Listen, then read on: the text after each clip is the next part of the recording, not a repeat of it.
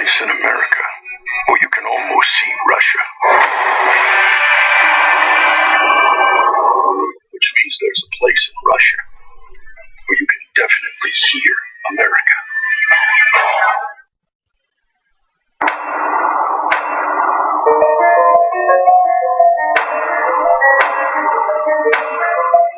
Water is an odorless, tasteless liquid. Humans are comprised of anywhere between 50 and 65% water. Water covers 71% of the Earth's surface. Water has many uses, and without it, we wouldn't have the most popular beers on the market. All of those water establishing shots led to something we could have just led with in the first place. Someone about to stupidly watch the video that kills you after 7 days. By which I mean Nyan Cat.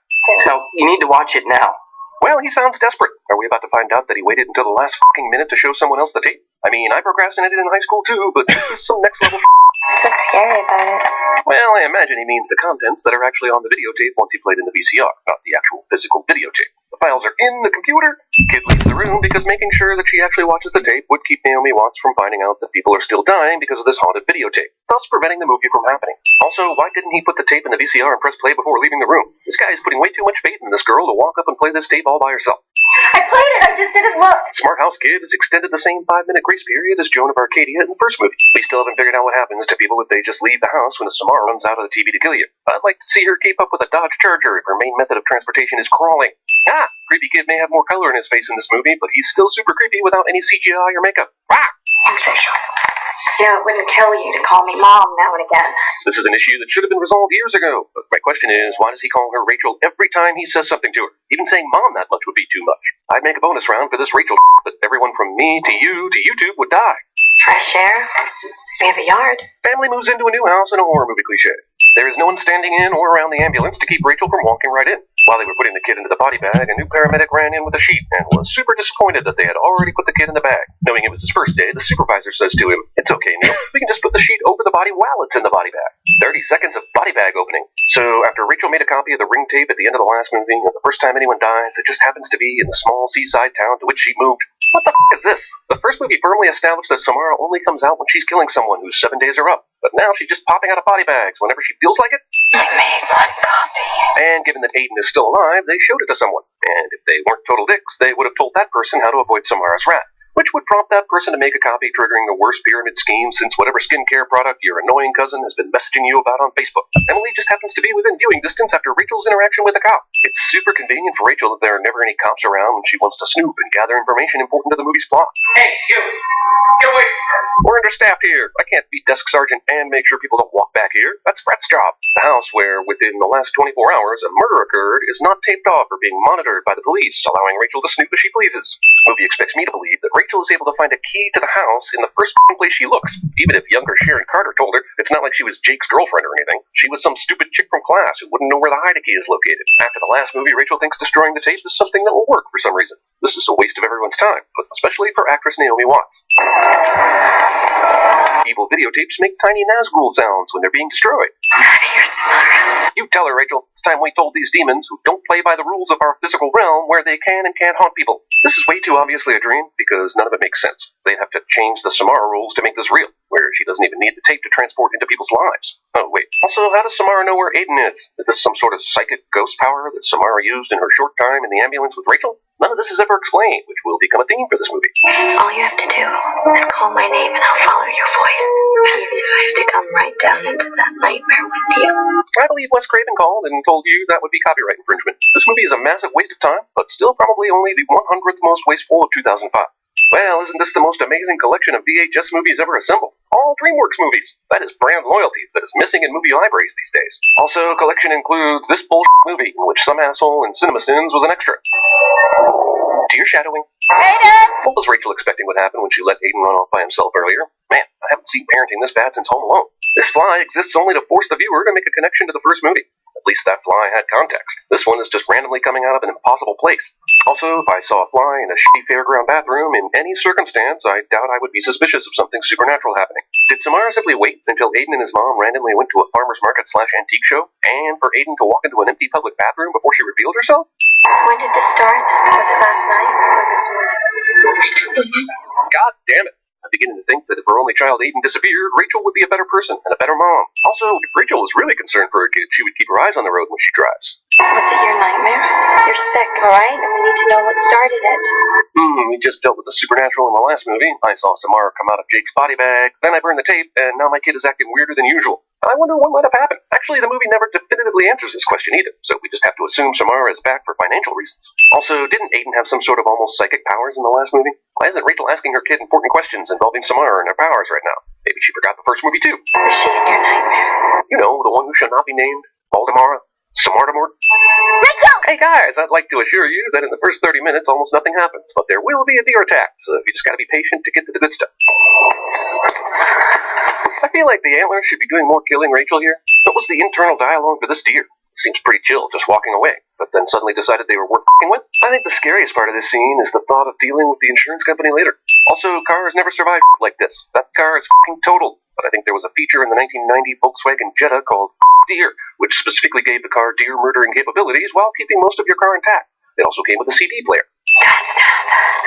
You said don't stop. Good advice. You seem to be failing to heed right now for some reason, even after you witnessed a deer army wailing on your car. Even more deer enforcement show up late to the party for some reason, probably because they were attending Bambi's funeral.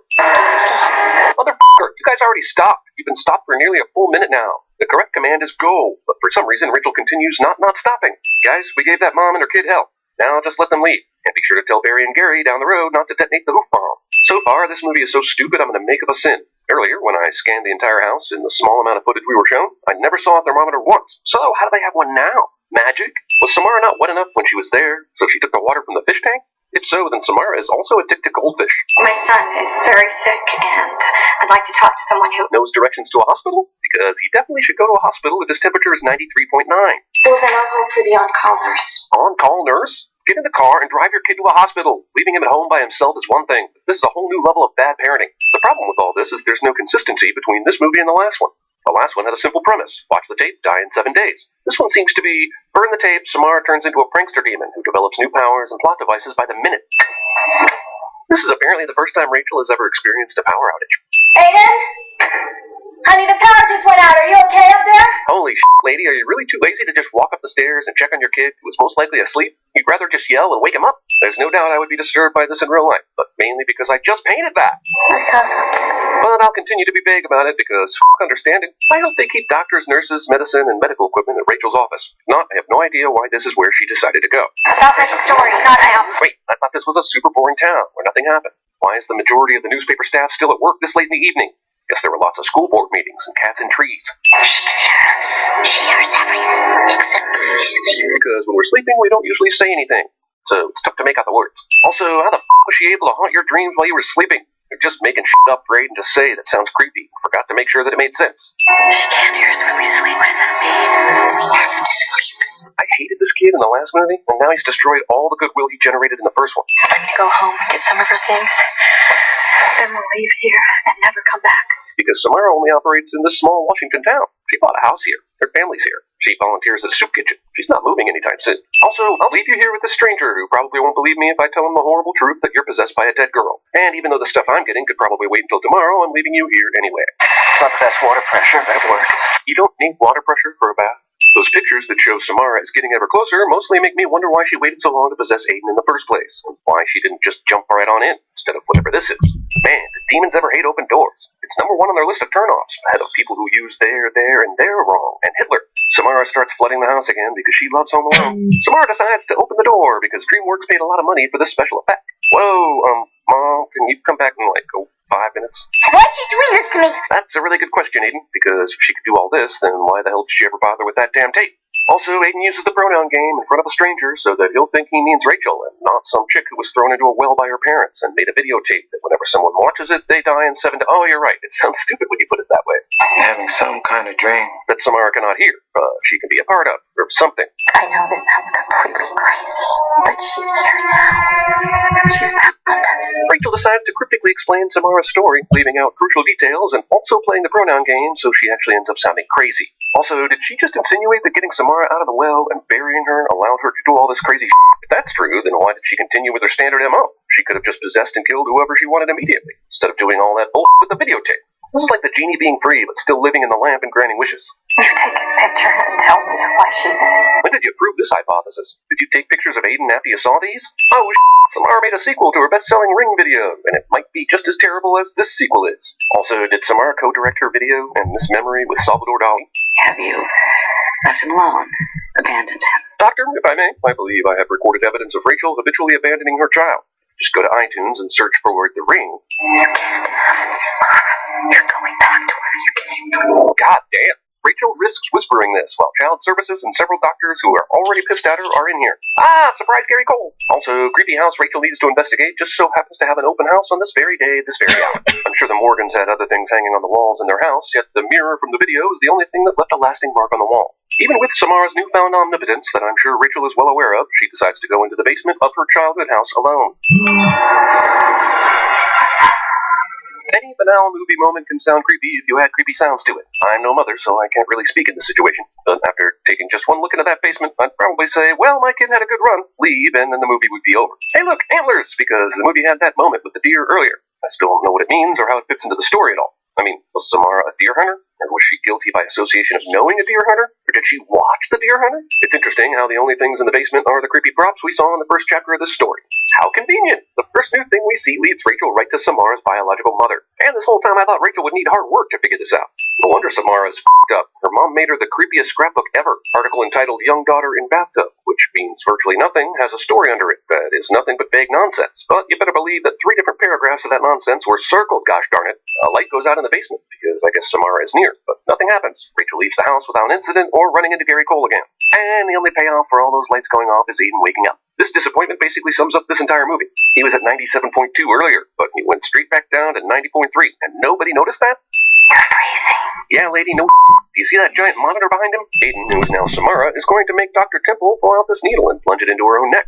I don't know how she knew there was a needle there, or that sticking this needle with air and it would kill her, but props, Samara, props. Hospital security is so lax, this kid is able to kill a doctor, get dressed, and mosey out without anyone noticing. But Samara, she never cried. Never. Except when her mother would try to bathe her. Samara has the same weakness as the aliens and signs. Movie relentlessly reminds us of what everything is in relation to that flashback Sam Aiden transferred to Rachel.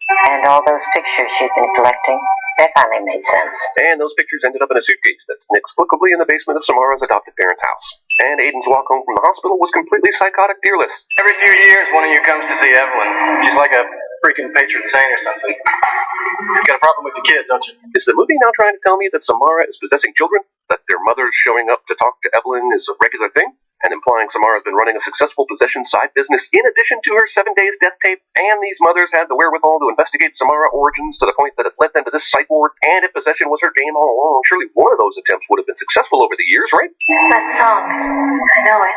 Yeah, they all do. It's never seemed weird to me, all these mothers knowing the very song Evelyn sings.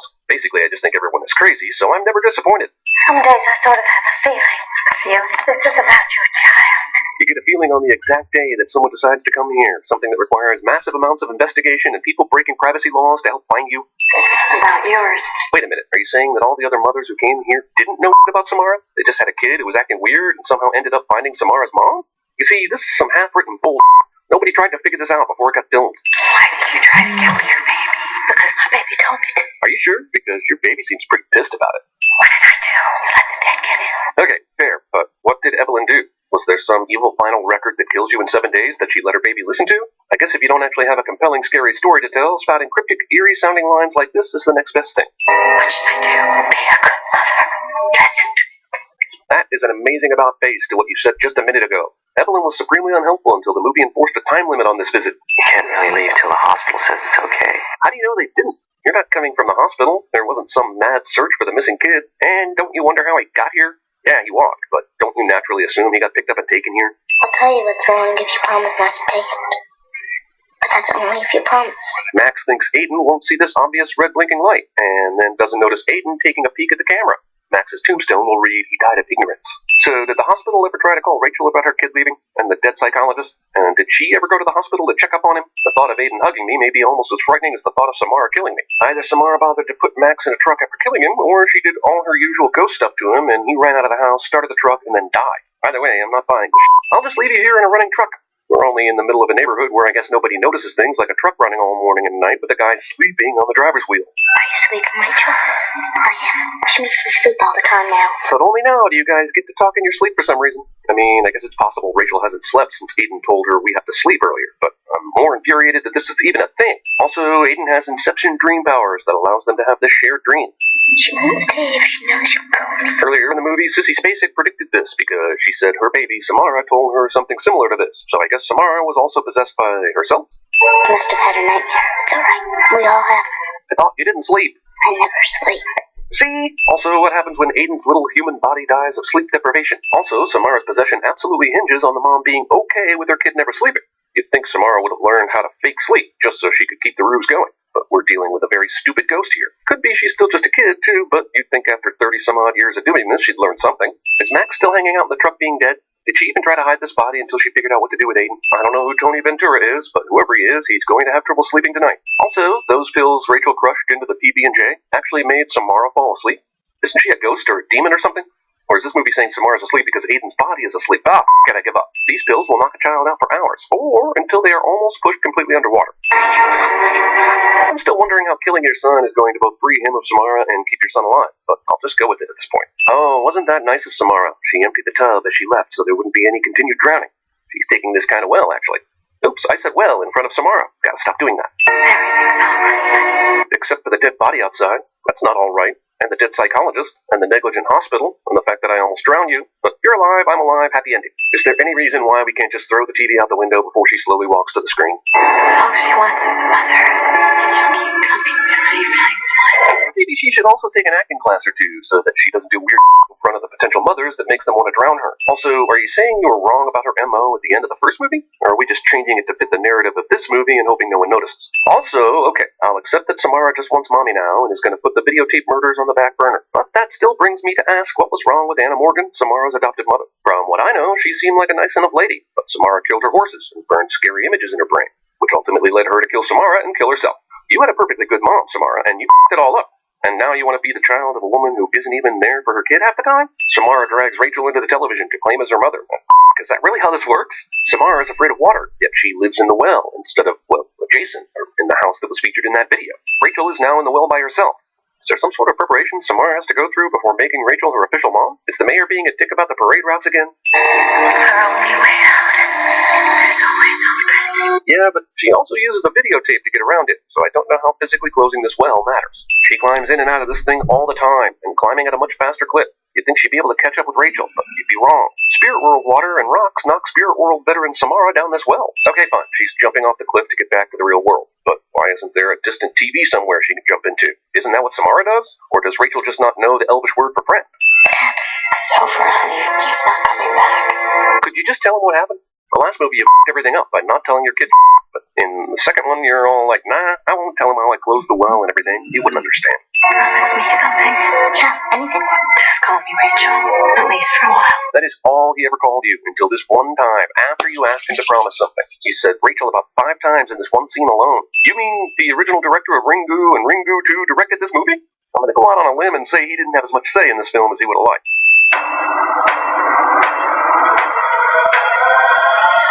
Oh, into the fire!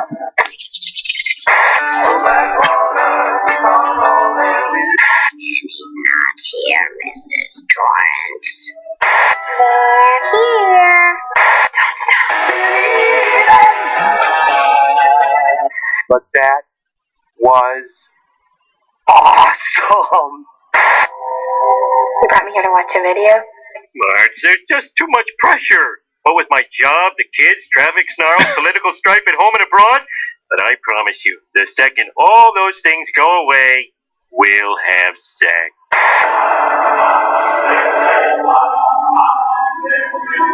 Well, I asked you to copy edit it, and you rewrote it. I walked by, gave yours a glance, it didn't look right, so I just figured I'd refine it a little. That first paragraph has to have more clarity. The reader's going to understand. You don't mention Colson's name to the third paragraph.